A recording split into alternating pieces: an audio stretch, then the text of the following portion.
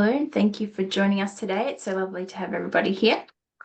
Just to let you know, we are recording today's session. So if you have to jump off early, then a recording will be sent around following this.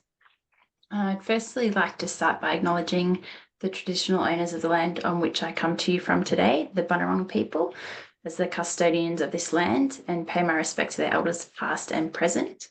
I'd also like to extend this acknowledgement to the traditional owners of the lands on which you all join us from today across the state. I'm joined today by two of my industry colleagues. We've got Lynette Bergin, Tourism Excellence Award Judge, Tom Smith, and we've got 2023 award winner, Madeline Sawyer. So welcome to you both. Thank you. So today we'll be sharing a little bit more about Lynette Bergin. We'll be looking at an overview of the award, the past award winner profiles. We'll be looking at the selection process, important information, and then we've got time at the end for any questions you might have. And feel free to pop questions in the Q&A box as we go along, and we'll try and get to them as we're going. So the award first began in 2005, and that was following the passing of our much-loved tourism industry colleague, Lynette, in 2004. The award honours Lynette Bergin, and it recognises the skills and contribution that she made to the industry, and it celebrates the guiding hand that she offered to many new recruits in our industry. I'm just going to pass over to award judge and friend of Lynette, Tom, now, just to provide a few reflections about Lynette. Thanks, Tom. Thanks, Kate. Look, it's fair to say Linny wasn't a high flyer. She didn't own a business. She wasn't the CEO, but somehow she ended up with a major $10,000 award named in her honour, and that suggests she was someone special. And she was. She worked in sales and marketing at Greyline, and at a time when tourism probably was a bit of a boys' club, and I'm guilty of that. And the males certainly dominated, unlike these days. And Victoria at the time was in the doldrums. There was no question. We were broke as a state. It's not unlike we are now. And we lacked a bit of leadership. And there was a group of us that got together and decided we were going to change the way we promoted and took Victoria to the international market in particular. And Lynn was part of that group as the Greyline salesperson. And we travelled to key markets around the world, and the boys' clubs started to realise that Lynn Bergin was someone special. And I think if you ask each and every one of us back in those days and even now, what sort of person would you like to employ? And we'd all say someone like Lynn Bergin. Lynn was professional, absolutely focused on her task, which was to sell seats on buses for Greyline. She was totally dedicated to that company, and absolutely tenacious in closing a deal with a key wholesaler. And that's the sort of attributes that we all looked at and thought, gee, that's the sort of person we'd like to have on our team. And she was a team player. There was no question of that. She knew to get bums on seats on Greyline that first she had to sell Australia, then she had to sell Melbourne or Victoria, and then her product. She never, ever undermined a competitor. And you often heard her selling a competitor just so we could get people into Melbourne. And she'd often say, hey, if they're in Melbourne, I've got a chance of getting their business down the line. And that's the way she thought about things. A genuine team player. She's also a great mentor. As the years developed, and we'd look at someone and think they're struggling in the industry, and particularly in the international markets, invariably it was Lynn we'd call and say, Lynn, can you go and have a chat to them? And she was ever happy to do that and did it in her own time. And I guess there's a lot of those sales and marketing people out there today can probably trace back some of their successes back to the Lynn Bergin input. So no, she wasn't a high flyer. She wasn't CEO. She didn't own a business, but gee, she was the sort of person you just wanted to employ. And this award is probably fitting that we do it every year and have done for 20 years to recognise the contribution that she did make. And you can see in that image there on the screen, great horse person. That's probably why her and I connected. But she also was someone prepared to put herself out there for her company. And yeah, we're looking at the award and looking at people that might do that into the future. Thanks, Kate. Thanks, Tom. That was really lovely, and it provides a good background, I guess, to this award and what it's all about as well. So I'll just give you a bit of an overview of the award. So it seeks to promote skills and excellence among young people and new entrants that are working in the private sector of the Victorian tourism and events industry. It's seeking to contribute to the continued development and growth of inbound tourism to Victoria, and also to perpetuate the skills and contribution, like Tom mentioned, of Lynette Bergin. So applicants can undertake any case study that contributes to their personal and professional development.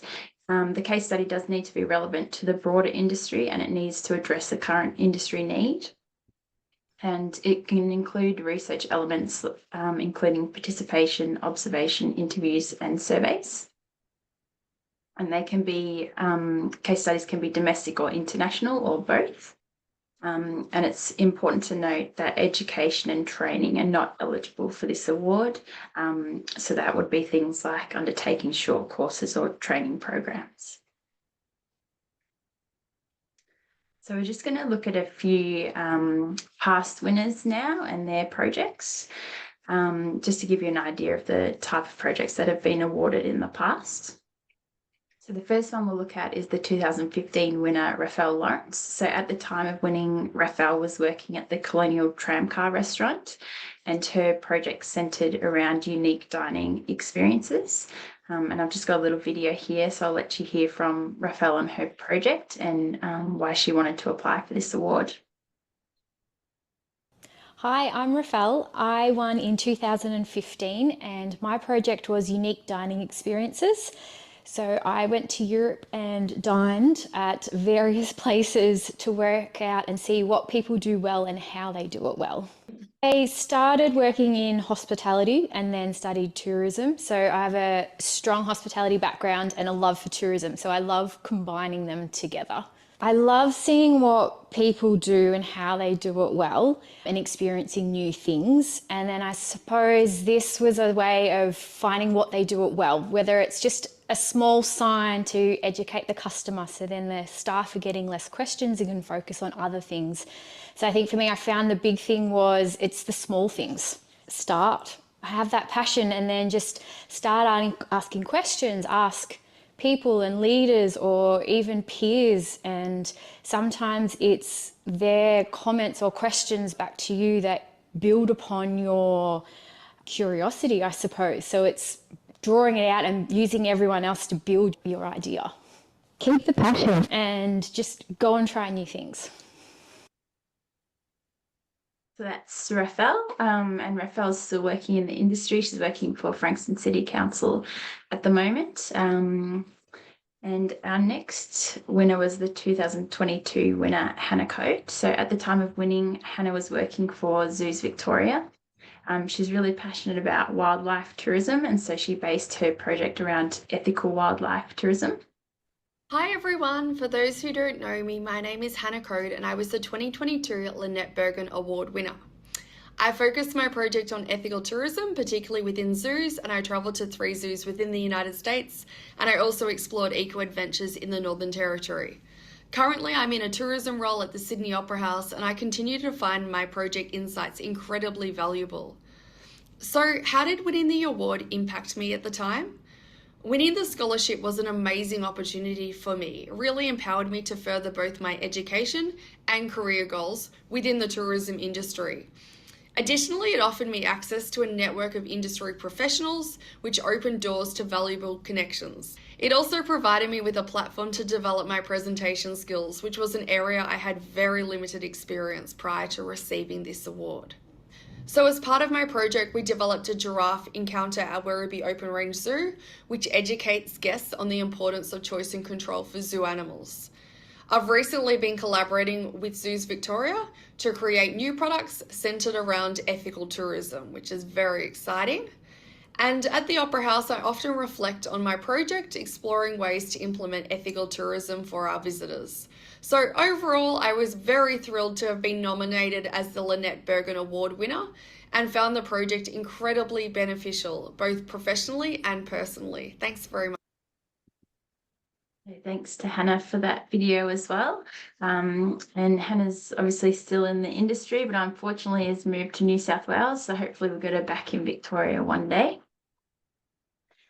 And our next winner, past winner, 2023, Madeline Sawyer, who's with us today. So I'll pass over to Maddie now. And if you've got any questions for Maddie as she's speaking, just feel free to pop them in the Q&A box as well. Thanks, Maddie. Great. Thank you so much, Kate. It's a pleasure to be here and to, I guess, share some of my insights through the process. So I'm Madeline Sawyer. I work as the Sustainable Destination Development Officer with Tourism Midwest Victoria. So we're based out of Ballarat in regional Victoria. My project was around understanding how, as we develop tourism, we can make sure that our community benefits are really strong and make sure that the community voice is reflected in the way that we develop new experiences or connect with guests in different ways. I focused my research on two particular areas, New Zealand, particularly the North Island and the Bay of Plenty region and some of the areas around that, as well as Denmark and into Sweden. So those locations are doing some really incredible work that's been led by some strategic plans that highlight community being at the core of the way that they're encouraging tourism to grow. That's really allowed me to go and connect with people working with those destination management organisations in similar roles to the role that I'm in, and to understand how they've been able to really make sure that this community benefit is at the core of their thinking when they're developing tourism. So a few of the real incredible benefits, I found that people were so willing to share their learnings and even some of the challenges that they're up against. And it was really reassuring to hear that people are making some really great progress all across the world, but they're still up against similar challenges to what we're having here, which gives us hope for being able to continue to make sure that we're creating good value for our communities and residents through tourism. And the other was just around being able to be inspired and meet like-minded people, creating those networks, which some of the other past applicants shared as well, and really being able to sort of go into a bit of a rabbit hole on a topic that I'm very passionate about and be able to share that more broadly with my peers and colleagues throughout Victoria. It's a topic that's actually really quite relevant at the moment, and a lot of regions are really trying to think about how they can make sure that they contribute to sustainable tourism growth and understand the impact on the local residents. And so that was really important to be able to start to share, and my report's due very soon. So I'm sure you'll be seeing a lot more of some of those findings and case studies. Thanks, Maddie. I've got a couple of questions for you, actually. So how did you choose the areas that you chose to look at and to visit? Yeah, so the places that I chose were doing some really progressive best practice work in sustainable destination management that was community centric. They'd put that sort of in the public space, and I'd been seeing it through LinkedIn and hearing about it on different podcasts and in e-news and things like that. And that really inspired me to shape the idea. It was something that was really relevant to my role, but also, as I say, more generally across the industry, and lots of people in similar roles to what I'm doing are really trying to grapple with how they can understand the impacts that tourism can have on the community more through things like measurement and different experiences that really make sure that that story of local is told.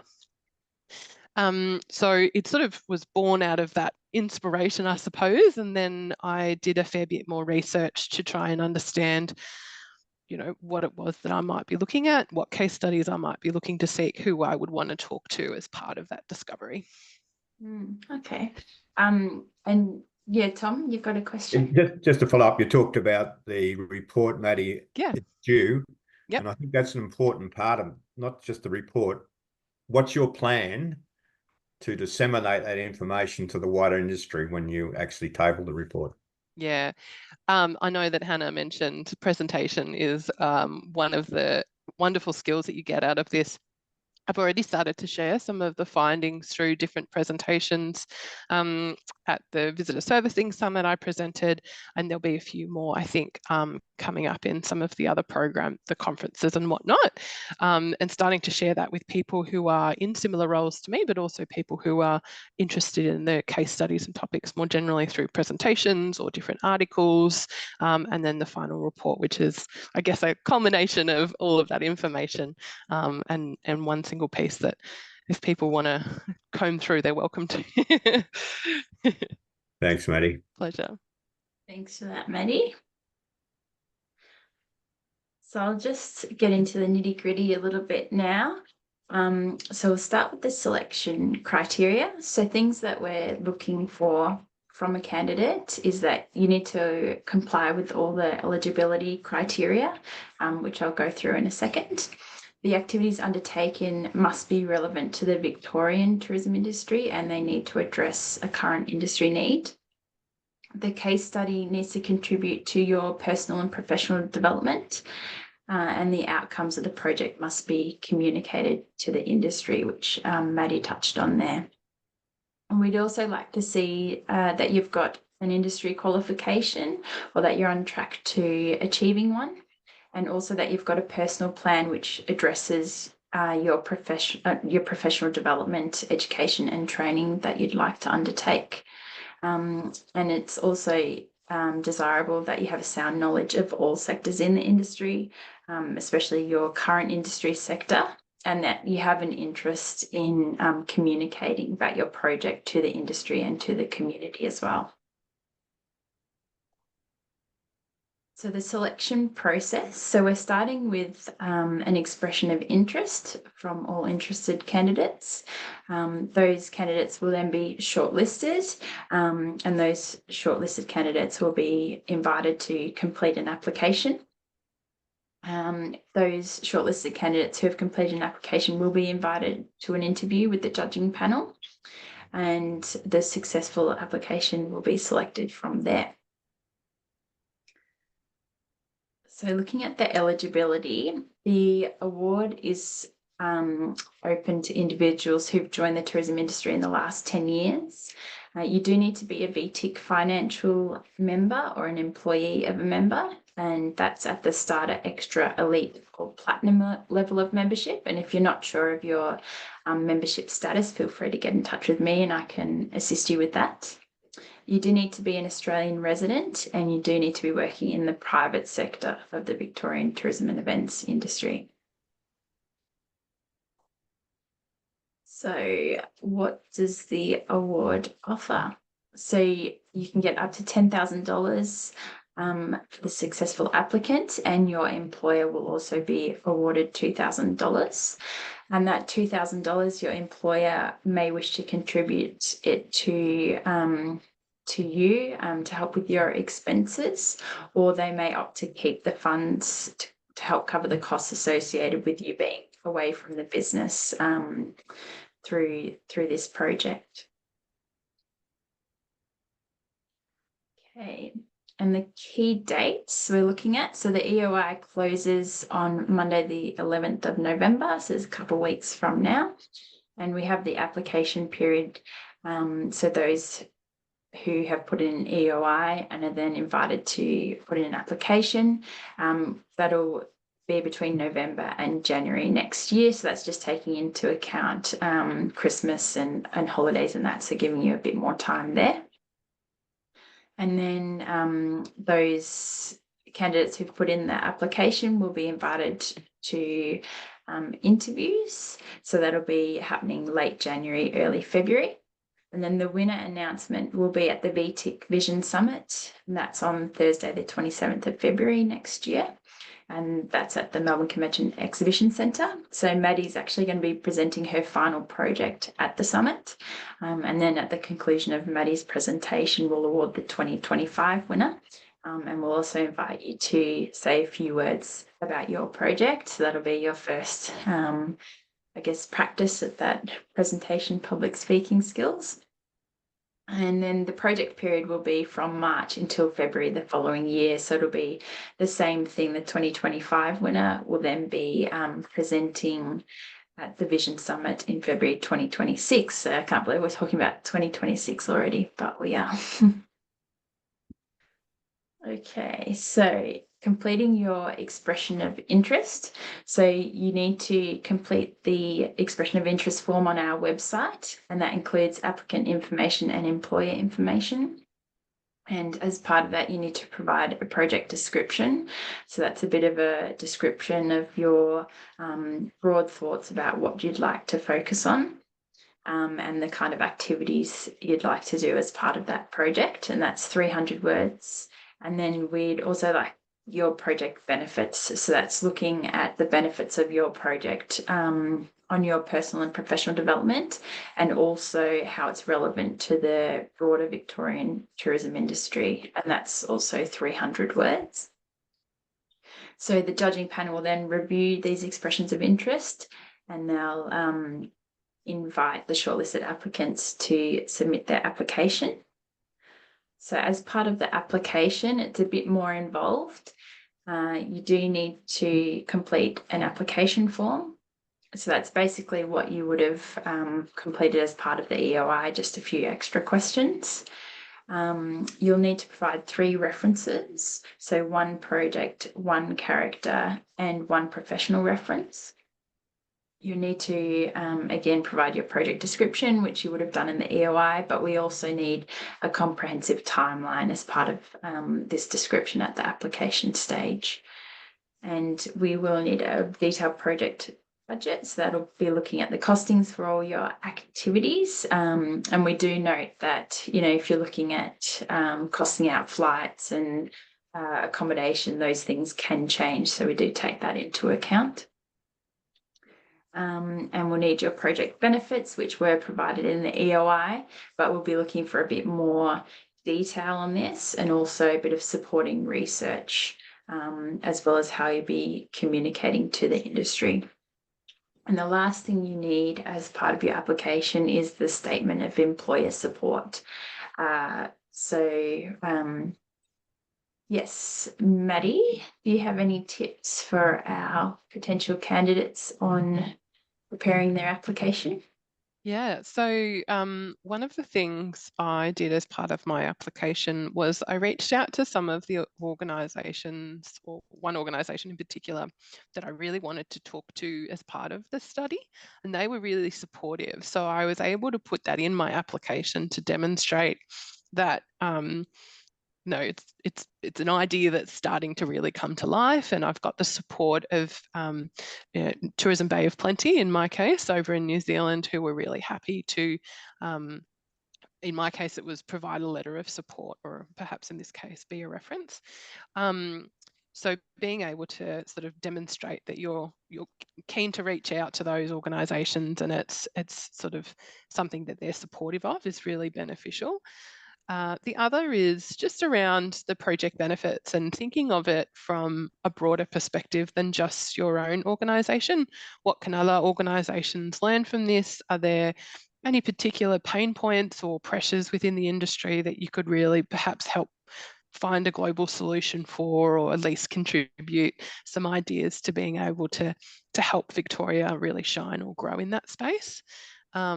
And for me, I had a really big project scope, and I guess I'd recommend for people, if they were putting an application in, to, I guess, keep it reasonably straightforward and tight, and one topic that is something that's really passionate something that you can really passionately lead the conversation on. It can be complex if you get too complex, it can be really hard to communicate that, I guess, vision or impact beyond your own mind or landscape within your workplace. So project scope, support from from the people you want to talk to, and being able to demonstrate the benefit or the need beyond just your workplace. Thanks, Maddie. That's excellent. And this year, the expression of interest process is new. We used to just do the application. So Maddie didn't actually go through the expression of interest, but there is, I guess, that opportunity following receiving your expression of interest that the judges can provide feedback at that stage before you then progress on to your full application. So following the application, shortlisted candidates will be interviewed by the judging panel. So there's 5 on our judging panel. They've all been doing it for many years. And you'll be notified in early February 2025, if you've been successful with getting an interview. And Tom, do you have any tips for our candidates about what the judges are looking for, both in the application and the interview? Yeah, I think it's important, and Maddie and Hannah both talked about it, but you know, we look at it from point of view, is this project going to grow you as an individual, and will it grow tourism in Victoria, I suppose? I know that's very broad terms, but you know, some of those words, empowerment, confidence, networking, presentation skills, we're looking for all that because that's about the individual, but we're also looking for a project that, as Maddie is about to undertake, talk to the wider industry that has the potential to have an impact and grow the industry. You know, ultimately, we want to make Victoria a better place and a better tourism industry, and this will play a small part in it. So yes, we look for that. Does it support inbound tourism growth? Not essential, that part of it, but it's sort of that growth word is probably the one we look at. And the team approach, how's it going to support the industry from a team point of view, not isolated to individuals, but is it a wider region, is it a wider state? So all those things come into play. And it's looking at what are the topics, and I think, Maddie, you pointed it out, what are the pressure points in our industry right now that one of your projects might actually help solve into the future or go part of the way to doing that? So think about what's happening in the state right here, right now, and look at the projects that might work around that. And that last part is, how well are you going to communicate this to the wider industry? And I think, Maddie, you've tipped off a couple there already, the Visitor Information Centre Forum and the one in February. Those sort of things are important. So you're going to have to put yourself out there as a guest speaker in a lot of cases to present your findings, because then you've got a chance to change people. So it's a rambling way of saying it's about you as an individual, and it's about the Victorian industry. Yeah, thanks, Tom. And I guess just touching on that as well, and you're saying kind of the current industry needs. We've seen projects in the past that were very timely when they were done. So we had one winner focused on the sharing economy, and one winner focused on VR. We've also had people focusing on the Chinese market, the Indian market, and these are, you know, kind of a couple of years before these things really were ingrained in the industry. So those winners were really looking at the industry need and what was relevant at that time.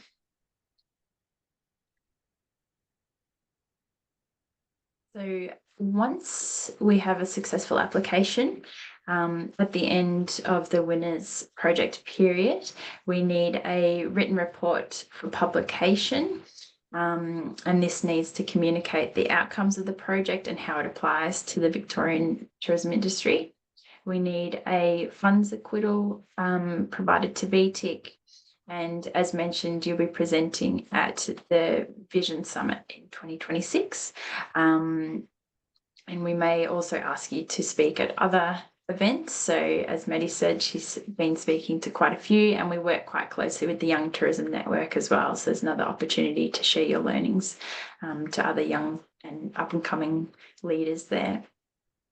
We also ask for an article to be provided to VTIC that we can publish for our members. And in terms of your employer and kind of why we ask for the letter of support from your employer, you will need time off to attend interviews with the judging panel, and also to undertake your travel, and to complete the various reporting and speaking requirements. So yeah, you will need that support from your employer kind of before you're or as you're applying, so they're aware of the commitment there. And we also support you as the winner. So we'll provide some tailored support. So if you'd like some introductions or upskilling or mentoring, or even mentoring with past winners, then we can provide that. But that really depends on the project that's being undertaken and what your topic is and what you're looking at. So that's all the information, I guess. And I don't think we've got any questions, but if anybody does have any questions, feel free to pop them in the Q&A now. Tom or Maddie, did you have anything to add? It's just it's a wonderful opportunity for a young person in the tourism industry, and look, that covers a lot of people when you look at my age, but it's a chance for you to get your teeth into something that could change your career, because it's going to grow you as an individual, and that's really, really important. And I think I heard Hannah talk about her presentation skills and how it's changed that. Little things, but they all add up. So this is an opportunity you should grasp. And we'd love to think in the future that the Lynette Bergin Fellowship winners go on to be people that become leaders in our industry. And I guess our own Chris Porter is probably one of the better examples. Here's a guy who was a Lynette Bergin Scholarship winner, and now he holds the #2 position in the supply side of tourism in this state, behind Felicia. I think they're the sort of things we would love to see as old timers in the industry, that people like Maddie and Hannah and others grow in the industry to a point where they become true leaders down the track for the wider industry. So big chance, guys, a really, really big chance to do something significant for you individually, but also for Victorian tourism. Yeah, thanks, Tom. And touching on that as well. So looking at the past winners, I think we've had 16 winners over the 19 years now. And about 70% are still working in the Victorian tourism and events industry, and we've got 4 of those who have actually started their own businesses in the industry and doing really well. Yeah. And Maddie, anything from you?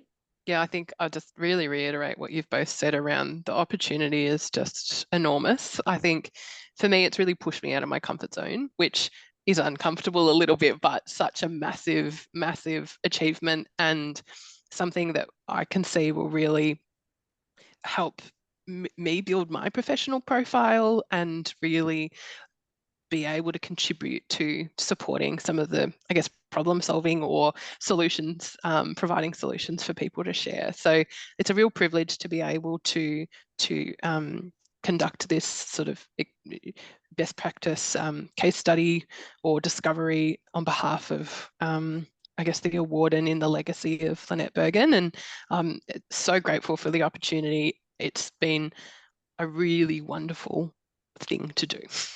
So I encourage everyone that's thinking of it to push themselves out of their comfort zone and give it a try. Brilliantly said, Maddie. Well done. Thanks, Maddie, and thanks, Tom. Thank you both for being here today, and thank you everyone for tuning in. As mentioned, a recording of this session will be circulated, and I'll also include some links to resources, such as to a few past reports from our winners, so you can take a look at those. If you do have any questions in the next couple of weeks while you're preparing your EOI, feel free to get in touch with me. My details are on the screen there. But yeah, again, thank you for joining us, and we look forward to reading about your project. Thanks, Absolutely. everybody.